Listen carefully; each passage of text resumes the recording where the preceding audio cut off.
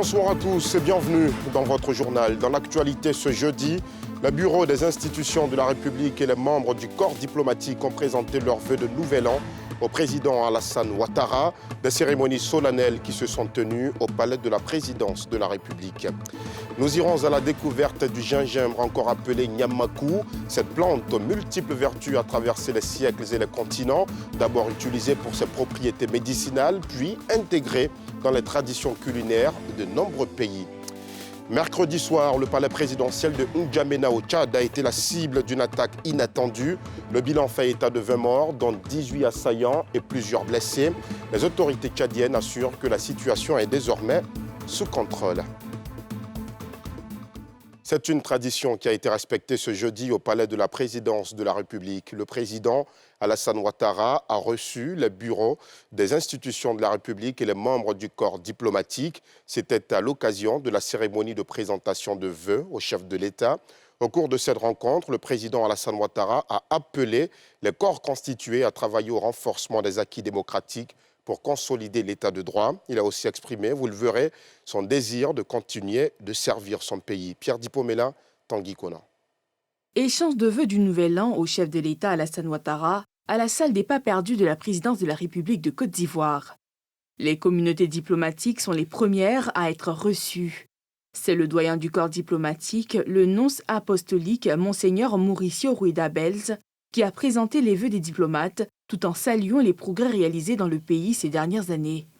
Le chef de l'État, à son tour, les a remerciés et rappelé la croissance économique du pays, qui est de 6,1%, et le climat de paix.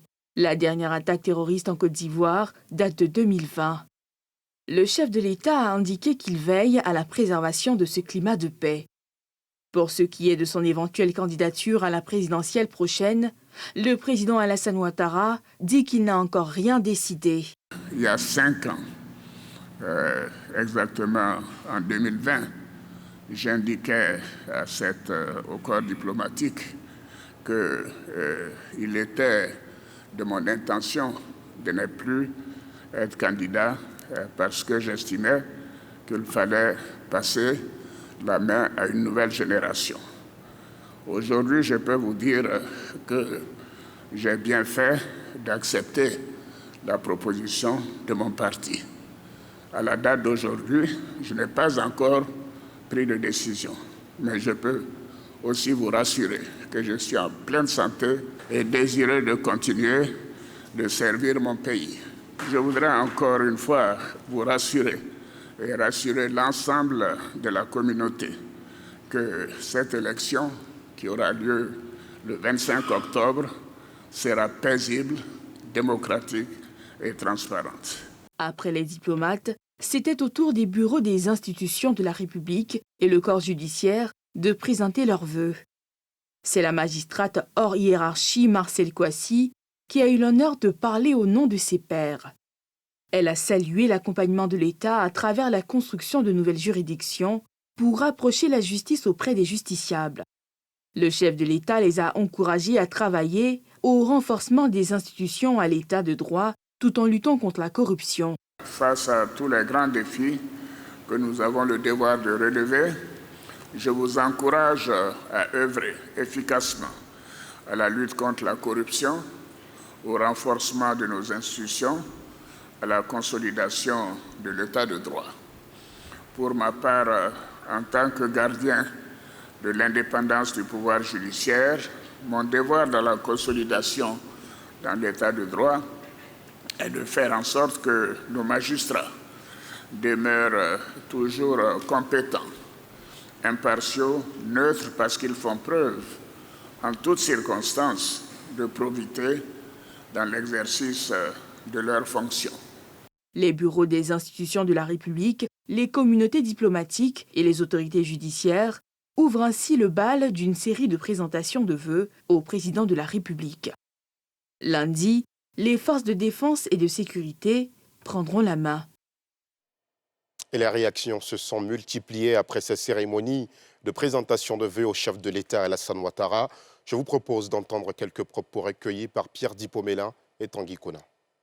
Le discours de son Excellence a été très riche, très dense, car il a indiqué la voie à venir pour l'année 2025 en Côte d'Ivoire, à savoir des élections apaisées, inclusives et démocratiques et non violentes. Nous espérons effectivement que la Côte d'Ivoire, comme elle est un exemple aujourd'hui sur le plan économique et politique, elle continue à être un havre de paix, un havre de développement, un modèle dans la région dans laquelle nous vivons. Je suis très heureux de l'avancée du pays et aussi de la direction qu'il entend poursuivre en 2025. Tout le monde mise un peu sur la stabilité du pays, donc il n'y a pas de raison de ne pas avoir confiance en l'avenir en Côte d'Ivoire. D'ailleurs, les entreprises suisses viennent et s'installent ici. Le président tenait un discours responsable, un discours apaisant qui a prouvé à la face du monde qu'il souhaite que l'année électorale, qui est l'année 2025, puisse se passer dans la paix et dans la concorde nationale. Et nous, en tant que communauté diplomatique, nous soutenons cette démarche-là. Nous espérons que tous les Ivoiriens vont se mettre autour d'une table et penser que les élections ce ne sont que des processus, c'est un processus et que cela ne doit pas amener le désordre et que tout se passe dans la paix. À travers son plan national 2025-2030, le président a donc fait part de ce qui est réservé à la jeunesse, aux agriculteurs, enfin au bonheur des Ivoiriens, mais surtout montrer que la Côte d'Ivoire va rester dans cette dynamique parce que le bilan est solide, notre gouvernance est solide et que la Côte d'Ivoire doit donc continuer dans cette belle lancée.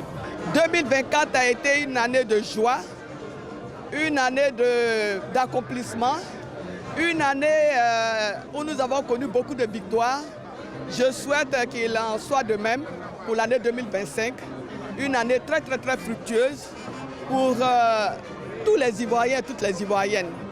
Je souhaite que le développement qui a été amorcé sous l'impulsion et le leadership de son Excellence M. Alassane Ouattara, à qui nous rendrons hommage, que cela se poursuive pour le bonheur des Ivoiriens, des Ivoiriennes, de tous les habitants de notre beau pays.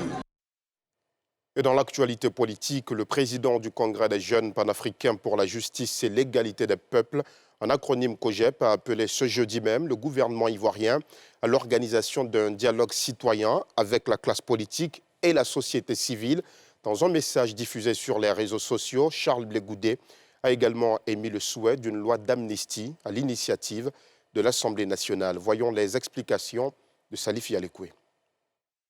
Charles Blé Goudé, le président du COJEP, le Congrès des jeunes panafricains pour la justice et l'égalité des peuples, a souhaité dans une communication, dans le cadre du Nouvel An 2025, une loi d'amnistie afin de mieux aborder le virage de la présidentielle de 2025 qui doit se passer sans heurts. Mon plus grand souhait est qu'à l'issue du scrutin électoral de 2025, contrairement à 2010, 2015, 2020, le vaincu appelle le vainqueur pour le féliciter. Pour y parvenir, les élections de 2025 doivent être transparentes, démocratiques, inclusives pour être apaisées. Notre pays a trop souffert des conséquences de l'exclusion et nous le savons tous. C'est pourquoi j'appelle le président de la République de Côte d'Ivoire à prendre des mesures pour éponger la mer ardoise des crises politiques précédentes. Une loi d'amnistie pourrait être initiée par la majorité de l'Assemblée nationale. Notre histoire récente le recommande, notre quiétude l'exige. À cette occasion, l'ancien leader de la galaxie patriotique, qui ne cache pas ses intentions pour le fauteuil présidentiel, se présente auprès des jeunes comme une alternative crédible. Le président du COJEP appelle aussi à une réforme de la CEI, la Commission électorale indépendante. Je suis l'alternative crédible pour apporter des réponses qui correspondent à vos préoccupations. Lesquelles préoccupations que je connais parce que je les ai vécues. Jeunes de Côte d'Ivoire, 2025, c'est pour nous. La jeunesse a beaucoup subi. La jeunesse a trop accompagné. Il est l'heure que la jeunesse dirige et décide pour elle-même et par elle-même. Le parti prévoit une convention les semaines et mois à venir pour la désignation de son candidat à la prochaine présidentielle, prévue en octobre 2025. Et nous vous parlions en début de journal du gingembre, une racine cultivée dans de nombreuses régions du monde, notamment en Afrique de l'Ouest, où il est appelé Nyamankou. Cette plante, aux multiples vertus, a traversé les siècles et les continents, utilisée pour ses propriétés médicinales, puis intégrée dans les traditions culinaires de nombreux peuples. Le gingembre est aussi considéré comme un remède. C'est ce que nous montrent Faltia Koulibaly, Bobby Filémon et Eric Kimo. Le gingembre, connu sous le nom local de Nyamankou en Afrique de l'Ouest, est une racine au goût piquant et parfumé qui traverse les cultures et les âges. Originaire d'Asie, il a été introduit sur le continent africain, où il a rapidement trouvé sa place dans les traditions culinaires et la fabrication de boissons. À Cocody, derrière son comptoir, Anicette s'affaire avec passion. Commerçante de jus de gingembre depuis plus de 5 ans, elle prépare sa boisson avec délicatesse avant de la mettre en bouteille. Avec son goût piquant et sa fraîcheur, le jus de gingembre est devenu une boisson incontournable pour elle dans la restauration. De base, je suis traiteur, mais le problème, c'est qu'avant, je ne commercialisais pas comme je faisais les ventes de gros. Je faisais juste sur commande pour les cérémonies. Mais après, il y a eu une agapé où j'étais invitée, et puis c'était l'organisation, c'était nous-mêmes qui étions à l'organisation. Donc, je me suis donné volontaire pour faire les jus. Et puis, j'ai vu que tout le monde aimait mes jus, ça marchait. Donc, j'ai dit, mais pourquoi ne pas commercialiser et puis faciliter la tâche à certaines personnes, surtout peut-être à des restaurants, de pouvoir prendre en gros chez moi. Je prends les sacs de gros. Il y a les sacs de 25 kg de gingembre qu'on peut avoir. Voilà, les sacs de 25 kg pour aller plus vite que de prendre en détail. Parce que là, c'est plus rentable. Mon coup aussi, il contient un aphrodisiaque pour les hommes. Voilà, il renforce aussi le système. Je ne vais pas rentrer dans les détails, mais les hommes déjà savent de quoi je parle. Donc, j'ai un petit secret que moi j'ajoute encore pour plus renforcer, pour être encore plus exceptionnel et plus différent des autres. Ici, dans ce restaurant voisin, à quelques mètres seulement, les tables sont animées. Plusieurs clients dégustent un verre de jus de gingembre pour accompagner leur repas. Pour certains, c'est une habitude, presque un rituel, un moment de plaisir et de bien-être qu'ils ne manqueraient pour rien. La combinaison du piment de la sauce et la manière dont lui aussi il pique, ça, c'est bon. C'est mon jus préféré. Et ce que j'aime bien, c'est un peu le côté piquant, le côté un peu pimenté. Apparemment, c'est bon pour la digestion. Et les gens disent aussi que c'est un aphrodisiaque, même si moi, je ne ressens pas vraiment cet effet-là. Nous rencontrons ensuite Michael, manager et restaurateur, depuis 3 ans. Connu pour ses plats épicés comme le choukouya, il a toutefois choisi de ne pas proposer de jus de gingembre dans son établissement. Nous vendions, mais maintenant nous avons mis fin à la commercialisation de ce produit-là parce que la conservation avait été un peu délicate. Nous servons dans des verres et après quand le produit a déjà été servi, pour le conserver par la suite, ça devient très très problématique. Pour mieux comprendre l'engouement pour le gingembre, nous sollicitons l'avis d'un expert, professeur Ouroupou, nutritionniste, qui éclaire sur les bienfaits de cette racine. Le principe actif du gingembre, on appelle ça le gingerol, d'accord? Ou bien soit le sogual, ou bien soit encore le panadol, qui sont des principes actifs, c'est eux qui donnent l'effet piquant du gingembre. Et ceux-là, ils jouent un effet anti-inflammatoire.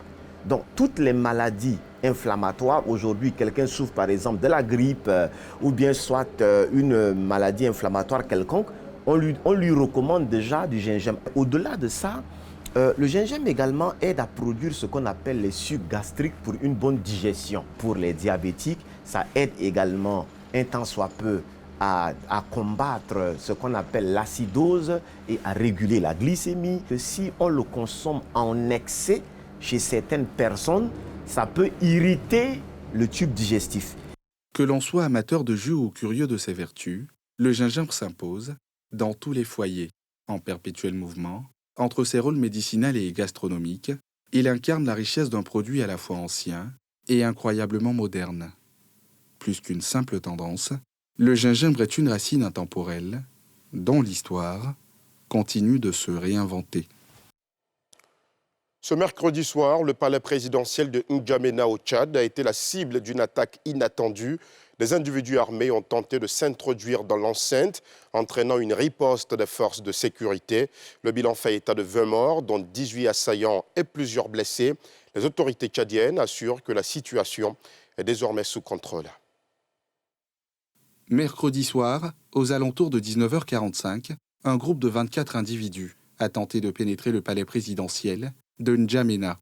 Selon les autorités, ces assaillants, décrits comme des jeunes locaux sous l'emprise de l'alcool et de drogue, étaient armés de couteaux et de machettes.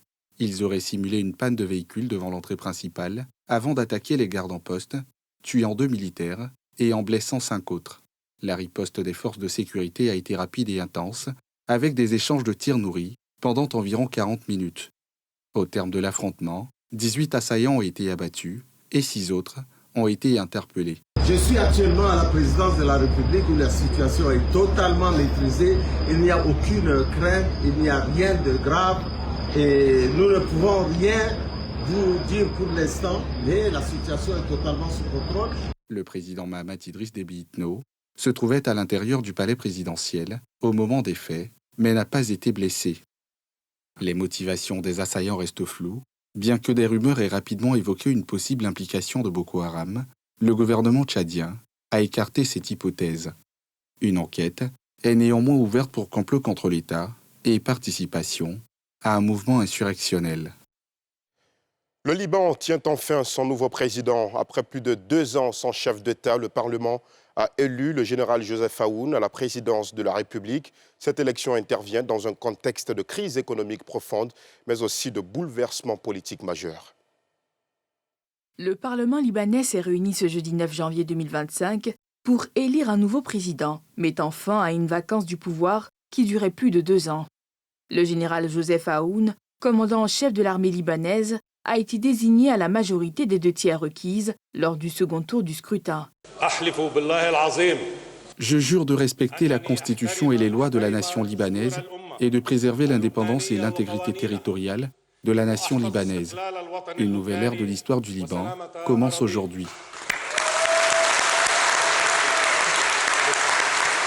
Je m'engage à exercer mon rôle de commandant en chef des forces armées et de président du Conseil suprême de défense et consacrer le droit à l'État et avoir le monopole des armes.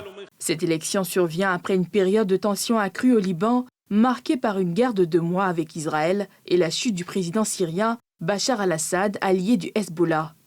Ces événements ont affaibli le Hezbollah, acteur majeur de la scène politique libanaise, et ont ouvert la voie à un consensus autour de la candidature du général Aoun.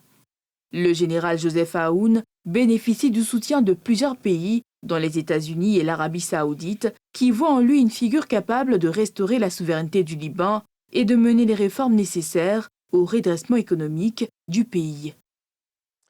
Et voilà, c'est la fin de ce journal. Merci aux équipes techniques et de rédaction. Merci à vous aussi de l'avoir suivi. Retour de l'information à 12h50 ce vendredi. Quant à moi, je vous retrouve avec le même plaisir à 19h50. Excellente soirée sur la nouvelle chaîne ivoirienne.